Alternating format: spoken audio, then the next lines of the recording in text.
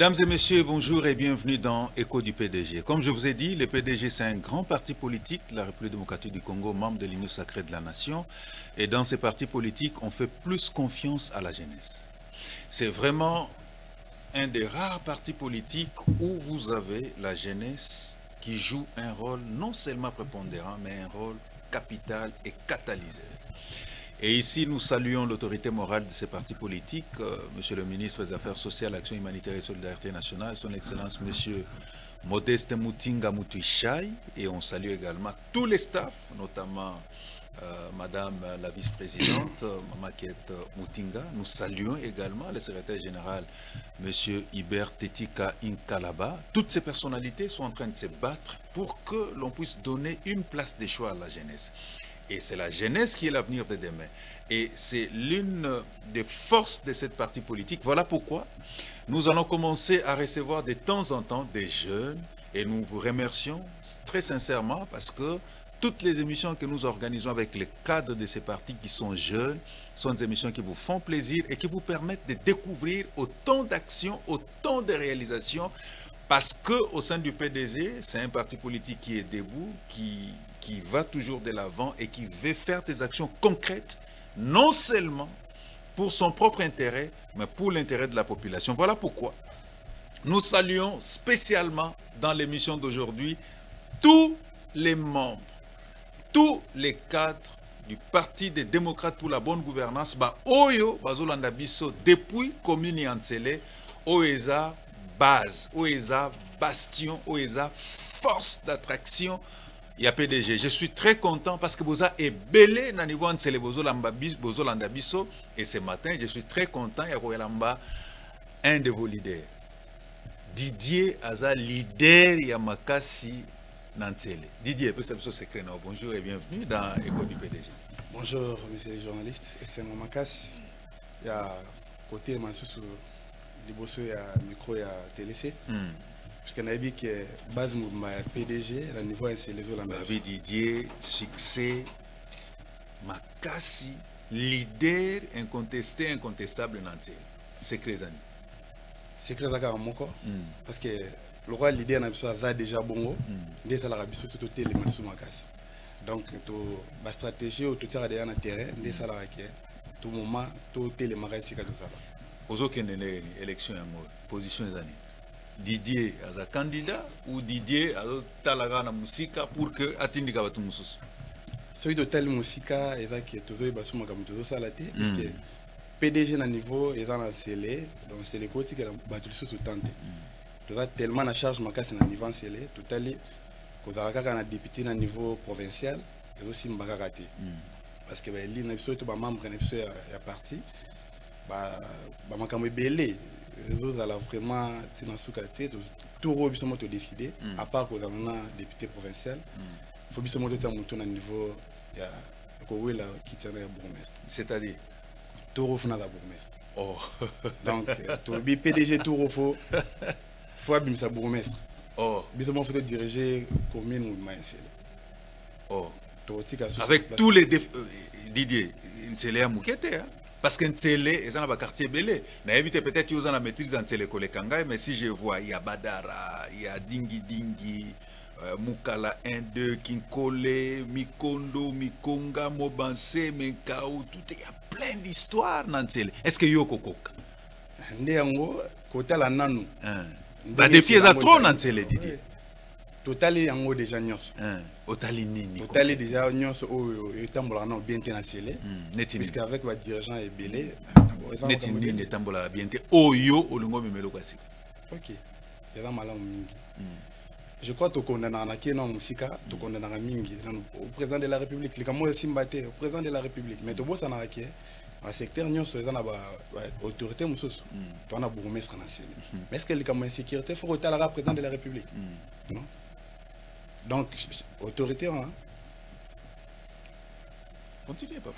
Autorité, il y a autorité sur place, le bourgmestre, elle est censé faire asseoir autorité à l'État. C'est-à-dire qu'il y a une stratégie à Sikanangambouana, et mingi peut benda rapi bajana wana nzoto. Mais au toucher point moko au simba pendant ntsele makasi ça point insécurité. Oui. C'est vraiment un point où l'autorité belé baleki wana comme on dit en français se sont cassés là-dedans. Est-ce que Didier est capable de l'élo ceux qui jeune, maman, vieillard yantsele, tcheyo poids, oketina suka, vous êtes capable de vous satisfaire par rapport à point. Vraiment. Ou soit aux yara pour une élection, bon on tigato lo bakak. D'abord, biso to yara pour une élection. Ba o yansele bazolanda ba yebi. Tozana maman ba tumso ba kanisa lo pour na maman Mariquette. Aban au deuxième mandat na pour na bango. OK, aban ça en 2011, ça est en 2018 et puis en 2023. Mais Mbalanel Bosso a côté en 2018. Mais tant que nous dans la canne base na biso. Ndenge mo pi bana tozana 2018 ateke ko zonga simate. Azaleka na base tito ke 2023. Depuis toi zalaka permanente na Teresa. Et to prouver. Oui, au talango na nini ko prouver. Yango pito bengi ko tembe ezana ntsele na nenga jeté. Po na minute oyo balobi na ntsele zaka mama Mariquette. Ba mususu pe babime belé. Balobi bango bakolo terre jaune bango bakolo ntsele bino bwa muno ko ebele to ke to zoyoka. Ba o azoya bon biso te wana ezaka parenthèse to tchoka mungu na munoko ga to kopa to simite to bina ngam na biso par rapport na makambo nyonso to mona ke tambola malamu te o to lobaki to simbi moko ka insécurité ona mais makambo belé parce que tozana batu ezana biloko mususu na carte na niveau ya commune o esinga kaka organisation ya autorité communale ako bongisa makambo na niveau na ye pe vandi malamu mais si lelo on va l'équipe déjà moins belé auto yebi batika na ko simba bloc en côté ko meka ko kanisango ensemble na ba leader nyo sur PDG auto za sur place to bi to ko sala face na défi peto longa donc bino boza capable lelo au PDG so ke zui commune en télé atabo aussi lisango totalement te mais bana télé ba sentir quand même que problème de sécurité est résolu et c'est belé à part insécurité to la bloc belé to za to aussi makuna ngambo wana Tobi biso to renforcer le développement économique et diversification et économie locale la commune. C'est-à-dire donc na kati wana commune est dans la ressource na. Peut-être tu comprendre que elle a peut-être mal géré ou mal utilisé. Mais jeunesse oyo ba ressource nini penze olingo se contente moi ba taxe so bazana ba wenze ou bien c'est les gens bloqué belé à part ba taxe tout ça ba port. OK. Puisque on a pas port na c'est. Tout ça n'a pas part, tout ça en place même balai touristique. On a quelques entreprises où ils en ont. Et je rappelle que Kingaka tu peux en avoir chancel. Nancel. Nous on a les autres à la partie. Mais n'est à gérer. Parce que tout haut union surtout population en ciel. Il va se retrouver dans côté.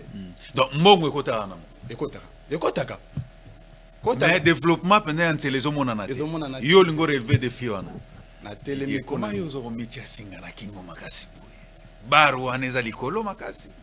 To tango mutati. Soki ba vie ba kokite yo koko kadi. Botango bana télé bazolanda yo. Oui. Tozolo bango. Na kanisi ba bloco insto sana na ba dépliant. Na mikoleko yaka kuna se tozo tambola. Place insto zala to ka bolango. Pour photo tia to pesa bango déjà bloco to ba to ko sala. Ouais. Ba nota la biso tango to koma nsika ce qui réellement autoprometteur qui to sala. Donc relèvement et développement socio-économique. Wana ko bunda pona ça insécurité ko bunda. Toujours sentir volonté. Relèvement on a déjà aussi ciblé par point place par la récolte mais gestion za bienté. Ni ni sous. À part comme développement de lobby yango, de corriger aussi sur inégalité entre les sexes. Bloc les appels point mort très important dans 4 ans.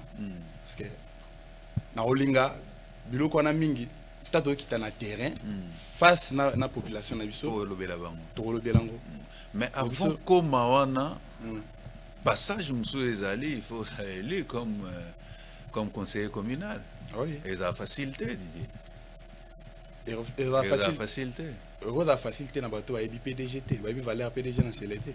Oh, nane. Oui. Est-ce que votre la besoin au thème parce que l'autre lobby est-ce que c'est les communes moko déjà conquises par les PDG. Pour impression au PDG ça, c'est comme si Ntsele en tout cas on les chasse garder na bino. Moutako poussana kunate, moutako kota kunate parce que banantsele basi bandima bino, banantsele basi bami pese pa na bino. Kozanga ko ndima PDG nansele. Wana eza ya moko comme mauvaise foi. Oh, nande. Oui. Mais ça combat politique, mutu muso pa ko boudé bino. Bien sûr, mais côté la dernière na PD nansele. PDG est partie numéro 1. Où conquérir dans le mobile. Nande.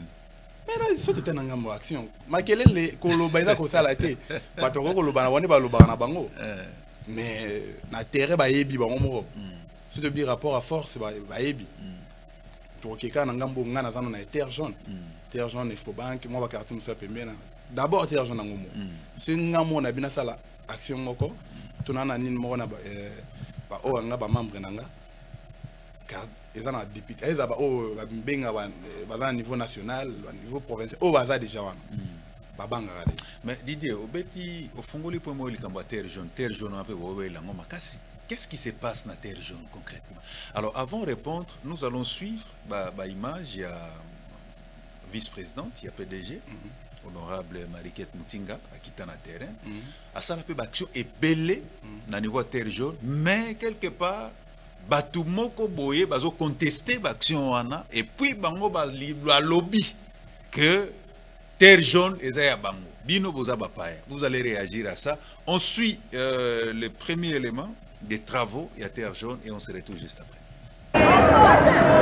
Longtemps restée dans un état de délabrement très avancé, la route Terre Jaune a reçu les travaux de sa réfection grâce aux efforts du rapporteur adjoint de l'Assemblée provinciale de Kinshasa, Mariquette Mutinga, qui vient de réaliser sa promesse faite à sa base de Terre Jaune relative à la réhabilitation de cette route longtemps restée défectueuse. Quelques temps après le lancement des travaux, le tronçon de Terre Jaune à Lancelé devient praticable, ce qui constitue un motif de joie pour la population. Ouais, c'est vraiment la CP Makasine, maman, ça va bien. Pour la terre jaune, Ningi va caminer dans le côté, parce que le boulot, maman est belle, mais maman, nous féliciter maman vraiment, la idée où elle suit à continuer. Et ça il y a soukate à continuer pour la terre, ma belle, ça m'a bien pour la belle. Financé sous fonds propres, d'essai au cadre du Parti des démocrates pour la bonne gouvernance PDG, qui prend toujours à bras le corps les questions qui concernent sa circonscription. En voilà une preuve, la population des terres jaunes pourra désormais circuler sans inquiétude. Donc il balait vraiment les enquêtes. On doit avoir même moyen de rouler à ceux qui me voulaient bêtis. Mais na bolingo maman ça va pour la banane à Kanisi Bisso, il y a un rôle sur les ballots et à la Kiawa. Batu baso moyen koleka bana na ye ba mama na ye ba papa na ye baso moyen koleka donc tout ça ne sengo mingi yango to pesa maman merci kaka. Après plusieurs années restées dans le calvaire, ces riverains attestent sa satisfaction à l'endroit de Mariquette Mutinga. Kolobela ezate parce que toleka na ba chaîne ba leka awa toloba et salamate maman Mutinga aye asale eloko oyo azal a féliciter d'ailleurs yende to bengi ye maman Mutinga. Le travaux réalisés sur ces tronçons de terre jaune par la pose des caillasses et sable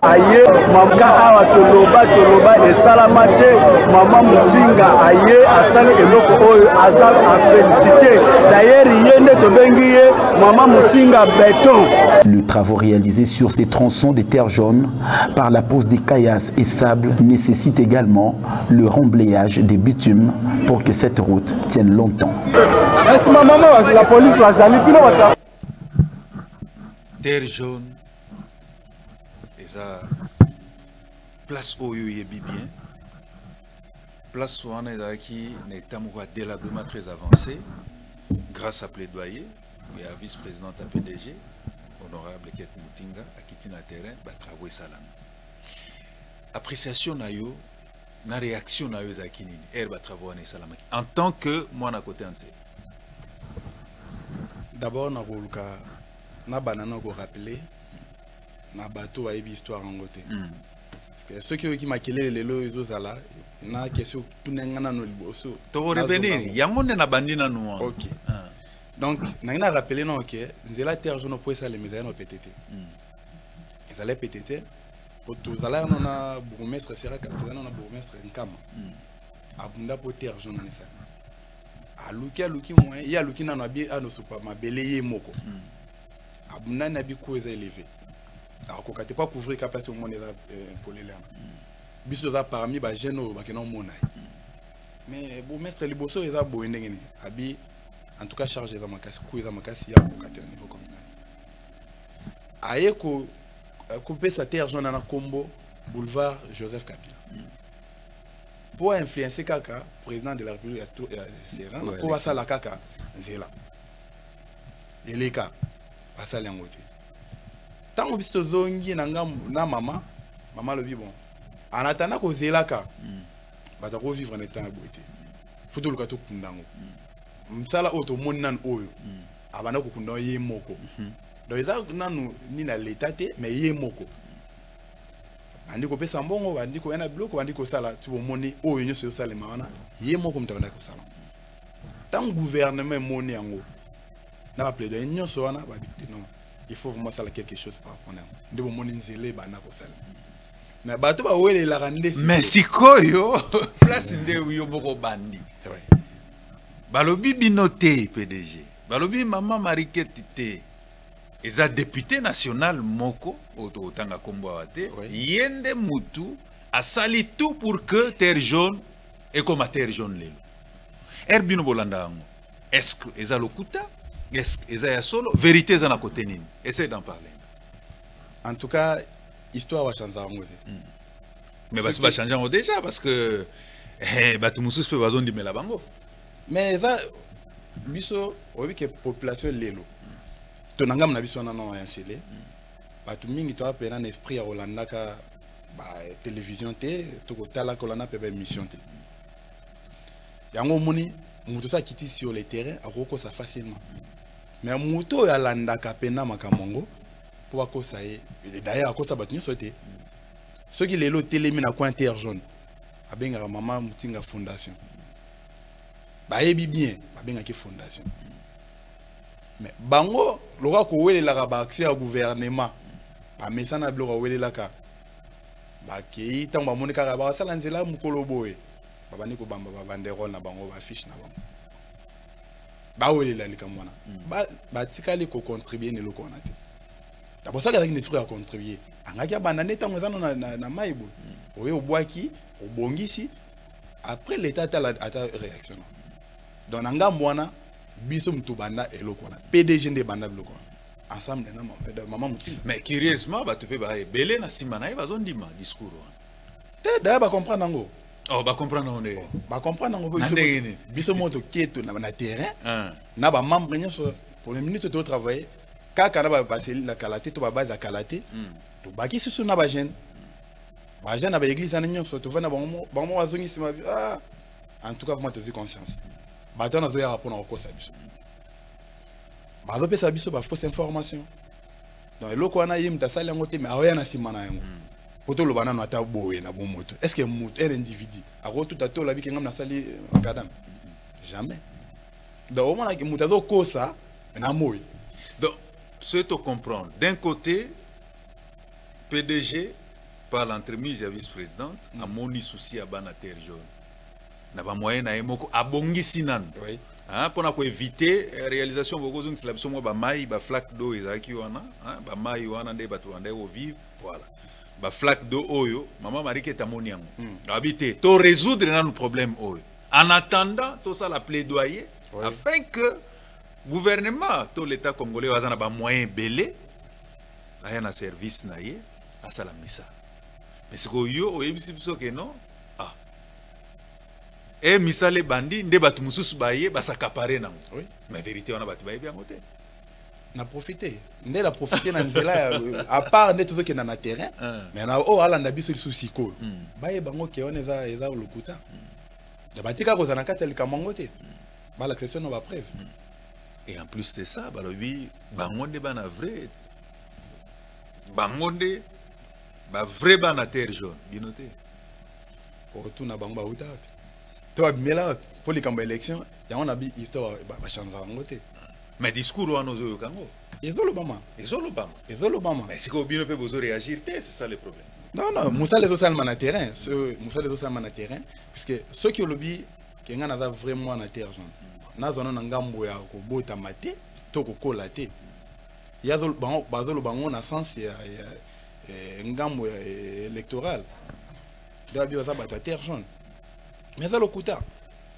bato be o ayote le mawana o nga mutater jaune ngai boy o eza place na nga base na nga o tune ba voter wapi da na profiter non occasion na nefsa batuke ceux qui mutaza abanda da lokuta bongo c'est kazo ya kana méthode na ya lokuta pour ceux qui a gagné soit kima akelo ka place mso adembela déjà bato ko supporter charge te ndena pesi solo ngonya na mama Mariquette Mutinga pratika la fidèle na base donc avi azaka wana ayaka parle ba kina na problème na binoté na na nyongo na binoté ba ona akosi ceux qui a le place abimela tele auto ebité peut-être ba c'est ça numéro combien et pour preuve ndengolobi mama Mariquette ba pesaye mais akanga maka na bana ya ntele et toujours landa deuxième vidéo peut-être au commenter sur ça descente na la base à qui vous visitez base on suit cet élément yo en tant que cadre et PDG pour faire sa biso réaction à yo par rapport à ça.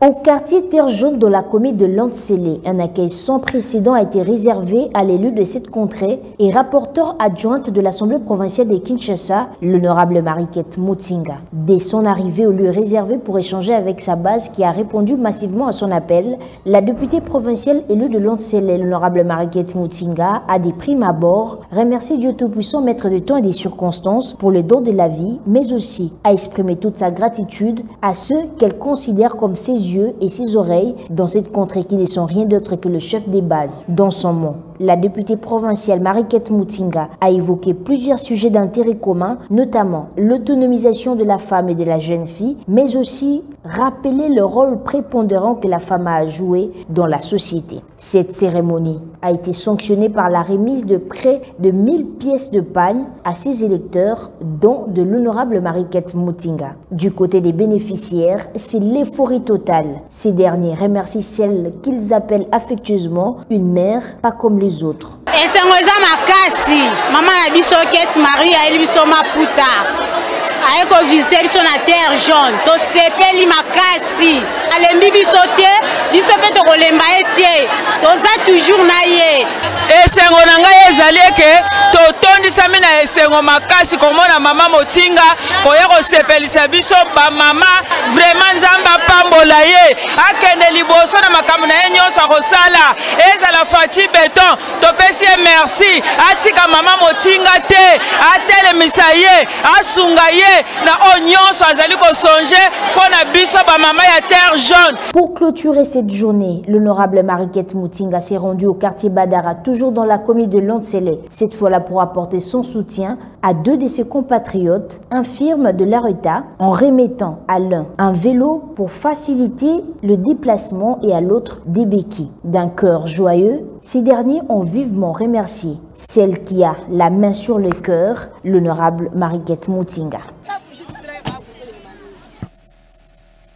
Alors, l'image autour de Landa Bandeko, c'est pas seulement pour des raisons, il y a campagne électorale ou bien pour des raisons électorales. Non, il y a une image où, dès que Maman Zaraki est élue, à chaque fois, elle descendait toujours sur terrain et elle parlait avec la population. Bandeko yeba pour la population et azo quoi accompagner Bango na action na Bango. Mais en t'entendant parler, c'est comme si batu mususu bazo ya kaka avec la vision bazoa bavoa ya banantele bakende na Bango. Mais la maman est toujours proche. Alors, stratégie est nini pour que vous soyez toujours très proche à la base. Je vais rappeler Mouké. Je vais maman par rapport à Batoa Zolo Bakana. Je vais dire que maman a jamais côté base. D'abord, je vais dire que il y a une stratégie ou l'équipe stratégie. Parce que la population, tous les membres, dans la poste, ils peine na mukonzi na bango. Si on poser le cas na bango, ata ba résoudre à 100%, ata 65%. Exactement. Et ça déjà bien pour na bango. Ndé ça la biso na ba membre nyonso zo mona o.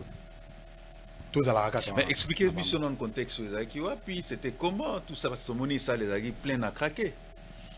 oh ils a rien que ça des fêtes moi quoi bien au Guetador na terre jaune sur place na terre jaune biso to messana surtout ça l'activité to pesa à moi nombre à battu pour ceux qui ont le but qui est activité moi seulement maman et simbaté donc et simbaté attaque en plein air pour moi ceux qui vos images me souciant vous avez to 4 de battu maman zoya les lots ya mara 2000 personnes rien que terre jaune les attaques au en commune mouvementialité activité na terre jaune les autres en poste 2000 membres en activité va comprendre avant déjà activité oyo et là qui a occasion il y a 30 juin maman bi bon face à la paix tourne à base naï à côté à la base mais à côté quoi ma bon pas matel roi maman nyonso c'est respectable avec na ya ngambo ba eli na ngabazali à part ko solo na bango na suka nango abi botika na leputa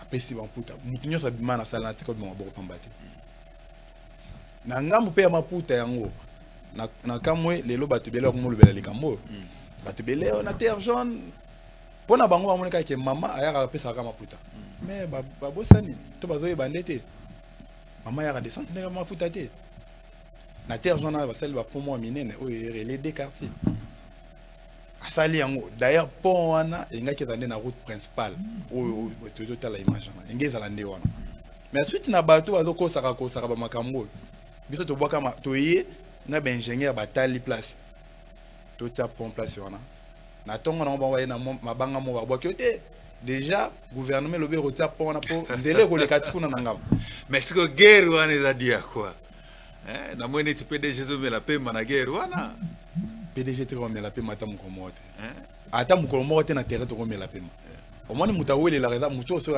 azoya azoluka asala kombo aluka akanga mamingi to ba action na ye aluka tuta na mingi na muto ayebana po yeba sala kombo mais muto ayebana koluka biso to ko sala action te poto ko kana ye yena azoluka sala pa ko kana biso mais biso intérêt sur la population. Est-ce que terre jaune bino lelo PDG vous a capable ya ko lakisa biso que c'est au sali bena démonstration de force muta omekate atamukete et là on y est au pouvoir Didier to rosa ce qui image monsieur réalisation lakisa biso na nous image oyo Eric a disposé wana total la image wana et puis au sala commentaire parce que problème na biso ezali terre jaune lelo oyo bato belé parce que terre jaune pour na PDG bosi bo conquérir kuna déjà c'est fini muta okota kuna mais lelo oyo bato bazo contester leadership na bino kuna il faut qu'on le dise qu'on se le dise bazo contester leadership ya PDG alors que sur l'ensemble du territoire national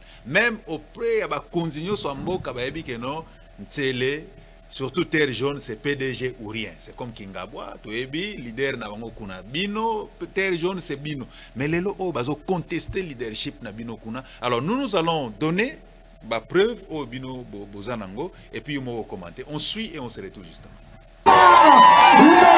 C'est sous un soleil accablant que la députée provinciale élue de Lansele, Maïket Mutinga, s'est rendue au quartier Terre Jaune dans la commune de Lansele pour visiter et redynamiser ses bases. Devant une marée humaine débordante, Maïket Mutinga a réaffirmé le soutien total et indéfectible du PDG et de l'ONG COSES qu'elle pilote aux actions du président de la République pour un second mandat.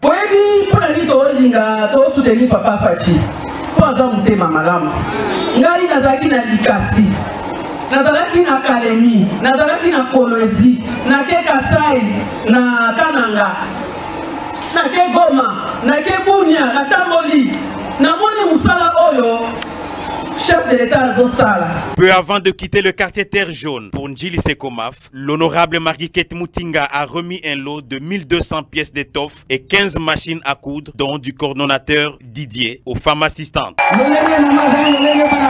À Njili Sekomaf, la vaillante Marguerite Mutinga a reçu le soutien de l'ASBEL Synergile Mama Mutinga pour Sekomaf et la dynamique des mamans maraîchères. Plusieurs doléances lui ont été soumises. Beaucoup de femmes et enfants vivant avec handicap dans ces milliers traversent de multiples difficultés liées à leur incapacité.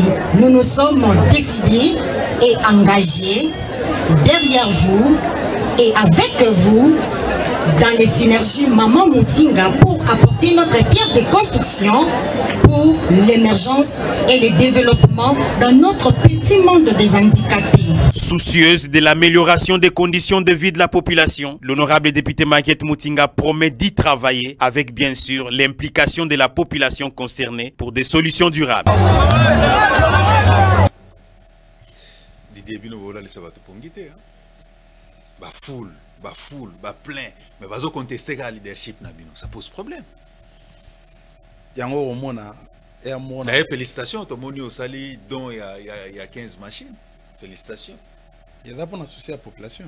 Souci à la population na biso, souci IP à base.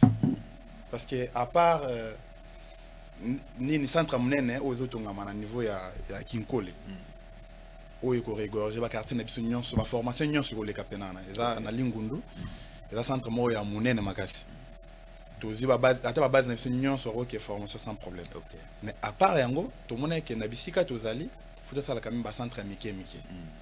On a ko sala ke ba membre ba poussa na ka mona ke ba zonite. Moi ba centre moi proximité. Oui.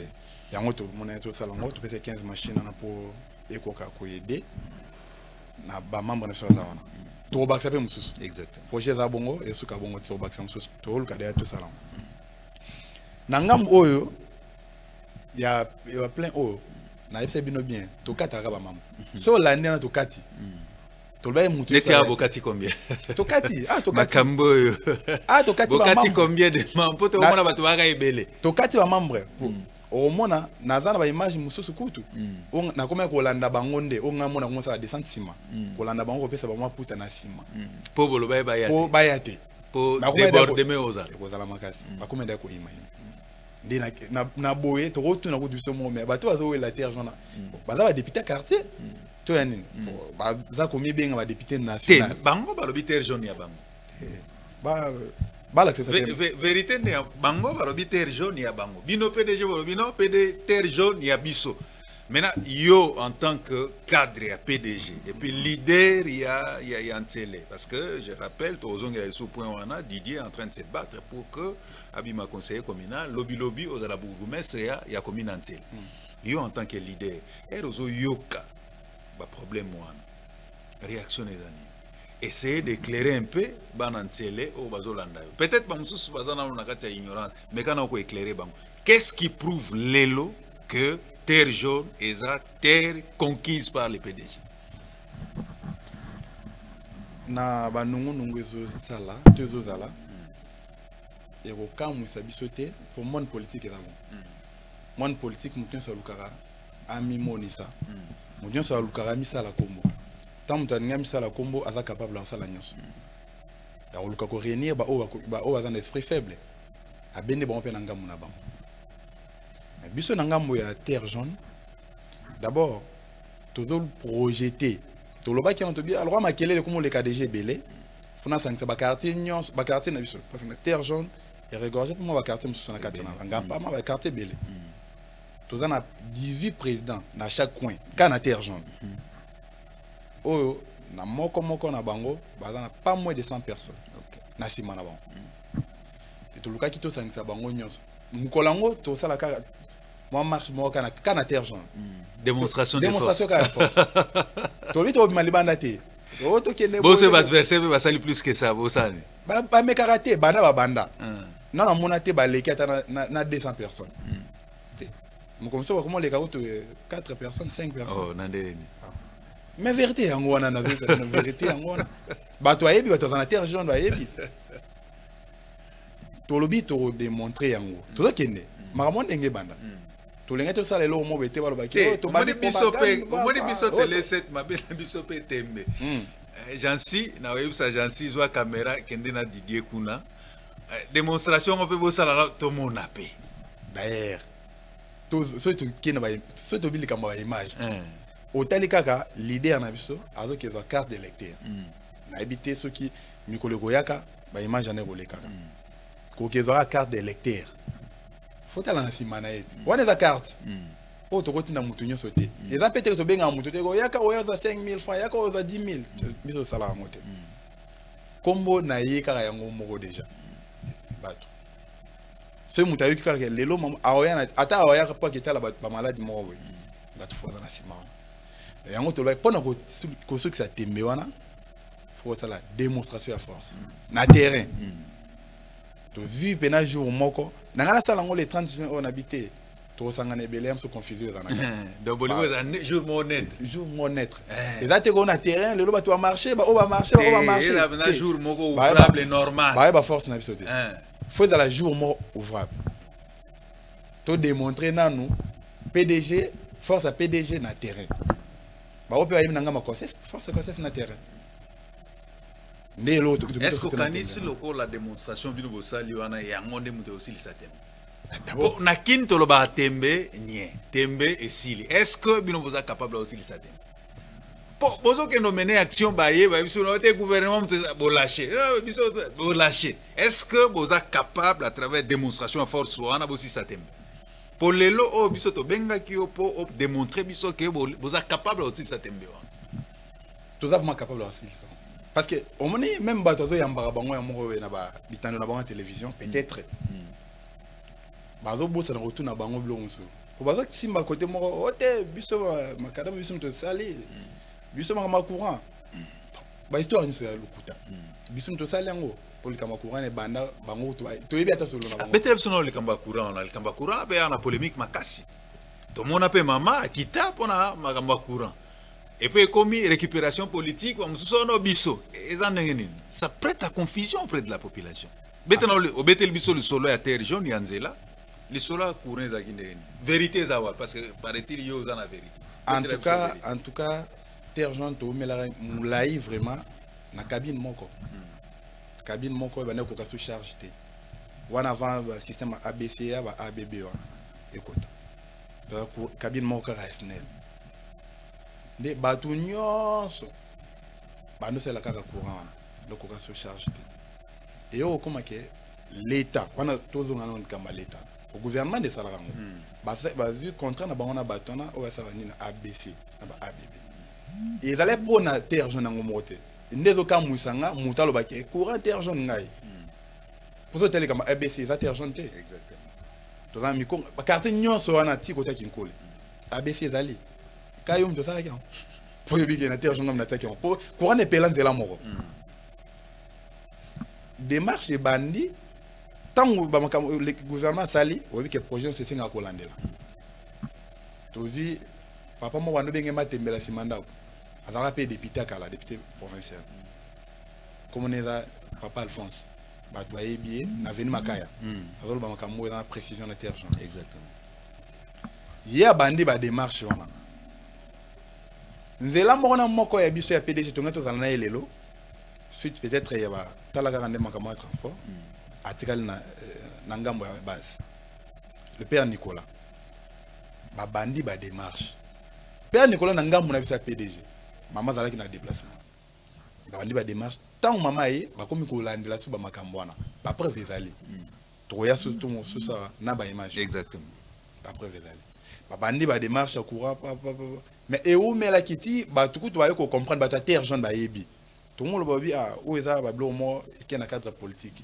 c'est que ba zo là élection seulement pour lancer courant on élection est salemite élection salemite si tu vous allez publier après on va lancer courant tout le monde na ba to ay ko profiter ce qu'on a sima on a déjà makama courant et salemite ba pote il y a ti ba zo ya ko ba makama courant ba pote ça déjà on a ba moun nous c'est ça en place si on habite démarche on seulement mon colonie pour récupérer événement il y a mon ami histoire ba chandra ngote donc biso to la démonstration à force au promettre biso a faut qu'on appelle na osenga kuna batu batu na bango bato bazole kakana babi baza ba député national mais faut que le bananu banda bazana parlement proposition ya loi sala pour yango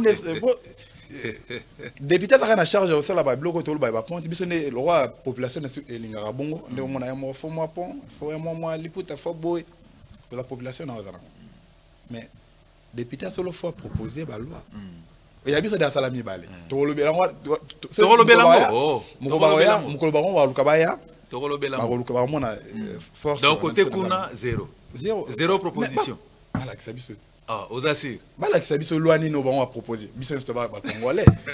Parce que quoi va quinoa. Très bien. On va y revenir. Alors on va suivre parce qu'on est vraiment talonné par les temps. Tolandana nous image et érosion. Morobo et Salama à côté en télé. Maman toujours préoccupée dans la situation il y a base nae. Elle a fait une descente au Landango et puis au Pételabiso mois historique il y a descente. On suit l'élément et on se retrouve juste après. Toujours très soucieuse de l'amélioration des conditions de vie de sa base, la députée provinciale élue de Lantsele Mariquette Mutinga, affectueusement appelée Songandila, mieux que quiconque à Lantsele, s'illustre depuis son élection par beaucoup d'actions et initiatives au bénéfice de son électorat, tel qu'on témoigne qu'il s'agisse de l'aménagement de la route à l'entrée Terre Jaune, du remblayage de fossés, de l'érection des moellons en dur sur l'avenue Sainte-Marguerite à Bibois, quartier Tongamao, toujours à Lantsele, la lutte anti-érosive au quartier Makayabou, les marchés Campem, l'état des délabrements du pont, Union européenne, toutes ces questions, l'honorable Mariquette Mutinga a toujours pris des initiatives avant toute intervention éventuelle des autorités compétentes, comme on peut s'en en rendre compte à travers les multiples correspondances qu'elle a adressées aux autorités concernées après avoir recueilli les doléances, les desiderata de la population concernée. L'état des délabrements de la route à l'entrée Kinkole, marqué par des montagnes d'immondices nauséabondes, des flaques d'eau par-ci, par-là et plus loin, une érosion qui poursuit son bonhomme de chemin. Au niveau du marché Kinkole, ici, l'honorable Mariquette Mutinga, en harmonie avec son électorat, a dû marcher pieds nus. Question d'exprimer son attachement, mais aussi sa volonté d'apporter un coup de pouce à la population de cette contrée. Par cet acte, l'élu de Lantsele a décrié l'état défectueux de cette route d'intérêt commun, mais aussi une façon pour elle d'attirer une fois de plus l'attention des décideurs pour la réhabilitation plus vite de cette route avant la survenue de Dame la pluie en érigeant des canalisations d'eau. Malgré son effort et des moyens mobilisés pour le lancement des travaux sur ces tronçons, l'honorable Mariquette Mutinga s'est vu être empêché d'effectuer les travaux appropriés à cet endroit. Ces chantiers, pertinemment et laborieusement initiés par Mariquette Mutinga, sont sabotés par des inconnus injustement réclamés par un autre député soutenu par une main noire. Pour le bien de la population de Lantsele, les différents chantiers initiés par l'honorable Mariquette Mutinga ont besoin du soutien et de l'accompagnement des autorités compétentes pour leur heureux aboutissement.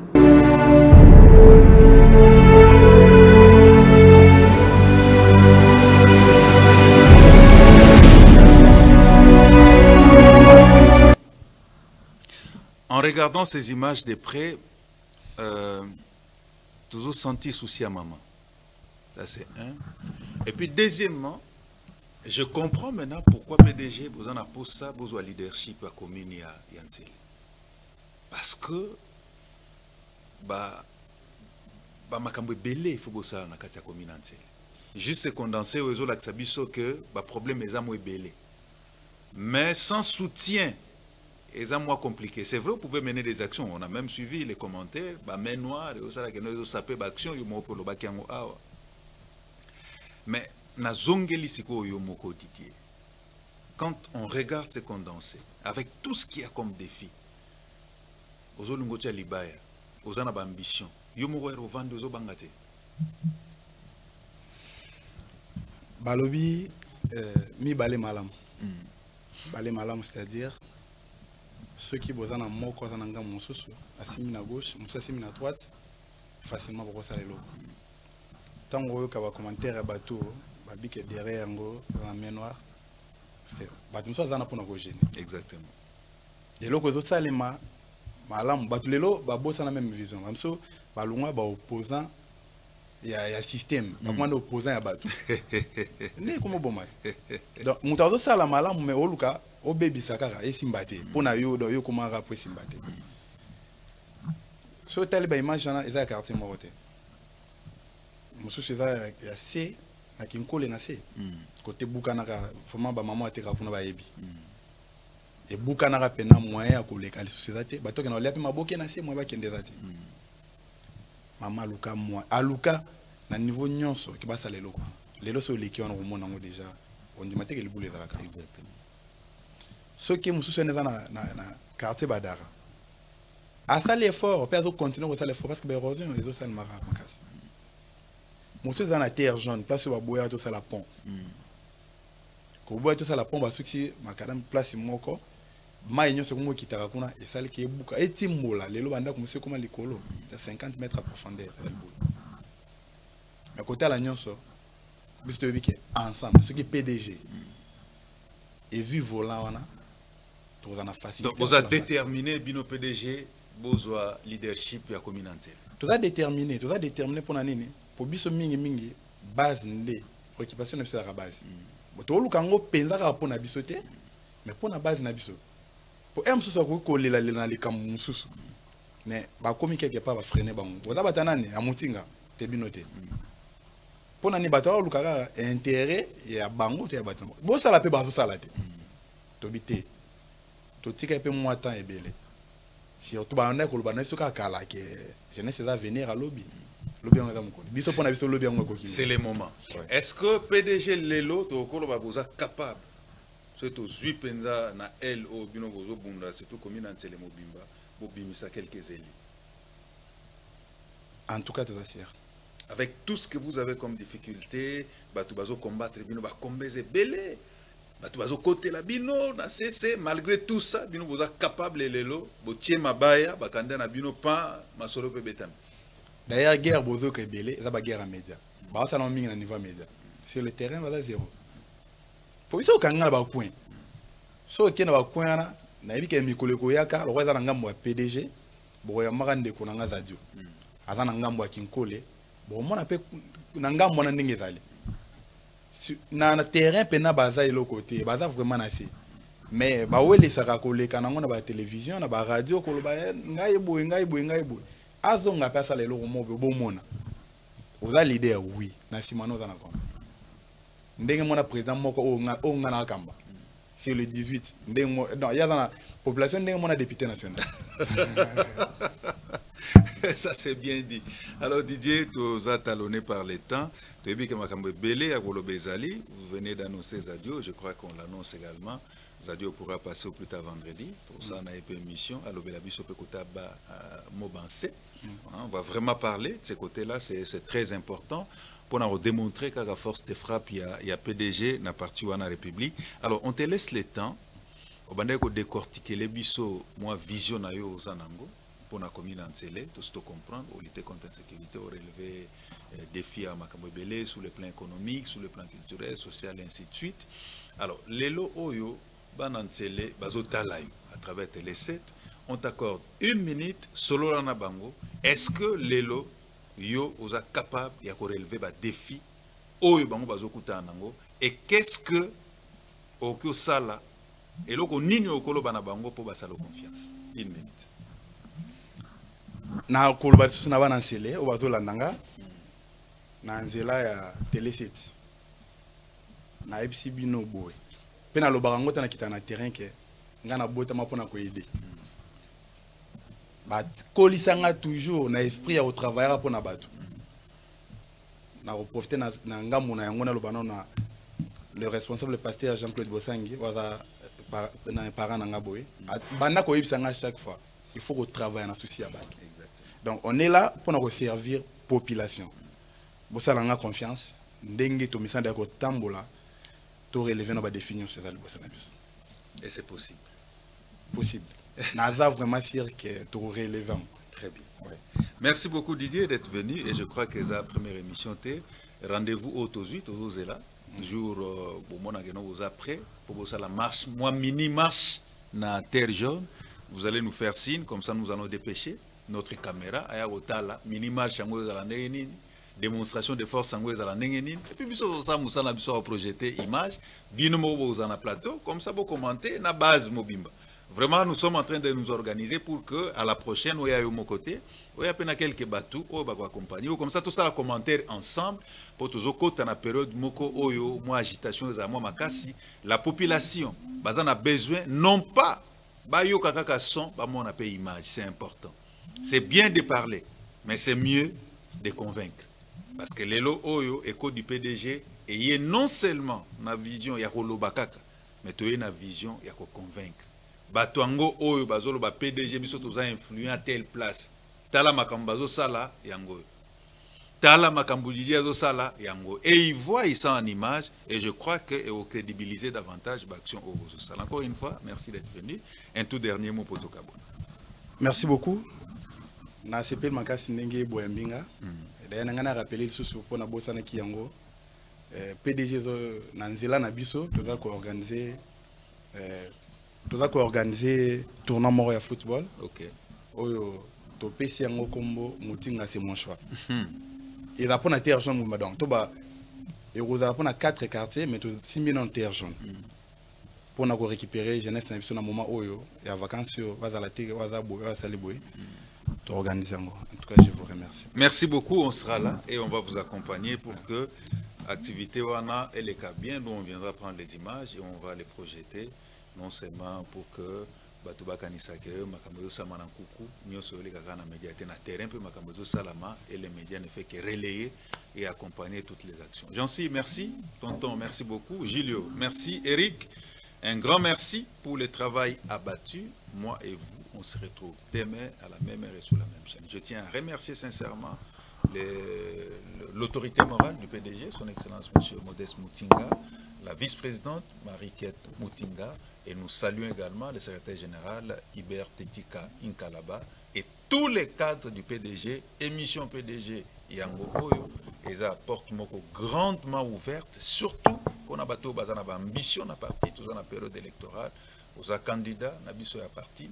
N'hésitez pas à venir sur ces plateaux et exprimer aux avocats sur terrain et on sera là pour vous accompagner. Au revoir et à demain. Merci.